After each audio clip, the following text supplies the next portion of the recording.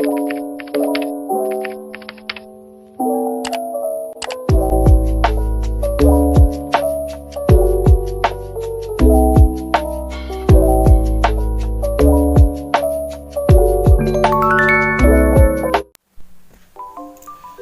saya Nurjana Dina Praptiwi. Di sini saya akan mereview makalah dari kelompok 8 dengan judul Bentuk-bentuk eksekusi dalam ekonomi syariah. Yang pertama yaitu pengertian eksekusi.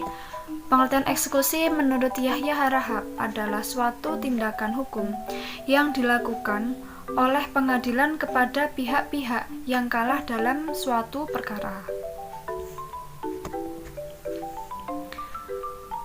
Yang pertama yaitu eksekusi hak tanggungan.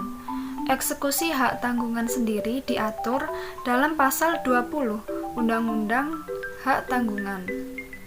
Dalam makalah telah dipaparkan secara jelas dan rinci dari pasal 20 dari ayat 1 sampai ayat 3. Berdasarkan ketiga ayat tersebut sudah menjelaskan 3 cara melakukan eksekusi hak tanggungan. Sehubung dengan eksekusi hak tanggungan, Mahkamah Agung Republik Indonesia menentukan sebagai pedoman bahwa sertifikat hak tanggungan mempunyai kekuatan eksekutorial dengan putusan eksekutorial yang sama dengan putusan pengadilan yang telah memperoleh ketetapan hukum tetap. Dan apabila debitur cedera janji, maka berdasarkan titel eksekutorial yang terdapat dalam sertifikat hak tanggungan tersebut, pemegang hak tanggungan memohon eksekusi hak tanggungan kepada ketua pengadilan agama yang berwenang. Kemudian eksekusi akan dilakukan seperti eksekusi putusan yang telah berkekuatan hukum tetap. Eksekusi objek hak tanggungan terjadi karena wan prestasi akan berakibat terhadap kemampuan dan ketahanan ekonomi tereksekusi. Yang kedua, eksekusi putusan arbitrase.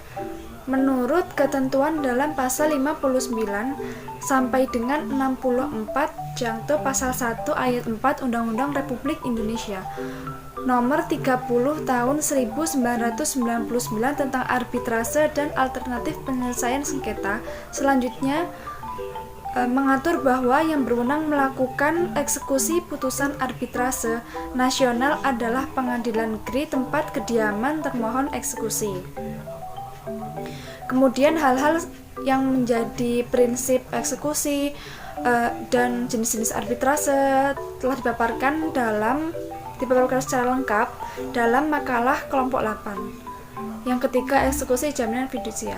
Proses eksekusi lembaga jaminan fidusia memungkinkan para pemberi fidusia untuk menguasai benda-benda yang dijaminkan untuk melakukan kegiatan usaha yang dibiayai dari pinjaman dengan menggunakan jaminan fidusia. Benda yang menjadi objek fidusia termasuk juga kekayaan benda bergerak yang tak berwujud ataupun benda bergerak yang berwujud. Pelaksanaan pembiayaan antara kreditur dan debitur kadangkala terjadi wan prestasi atau adanya ingkar janji. Maka ketika debitur ingkar janji, pihak kreditur bisa melakukan eksekusi barang yang sudah dijaminkan melalui jaminan fidusia. Yang keempat, hak jaminan resi gudang. Melalui sistem resi gudang, hasil produksi dapat dijadikan agunan bagi petani selaku pelaku usaha dalam memperoleh fasilitas kredit dari bank dan pembebanan hak jaminan terhadap resi gudang tersebut. Dapat dilakukan pula akta perjanjian hak jaminan atau akta pembebanan hak jaminan sebagaimana yang dimaksud dalam Undang-Undang Nomor 9 Tahun 2006 Pasal 14 Ayat 1 yang telah diubah menjadi Undang-Undang Nomor 9 Tahun 2011. Sistem resi gudang merupakan lembaga jaminan yang sistem pembiayaan perdagangannya lebih efisiensi bagi pelaku, terutama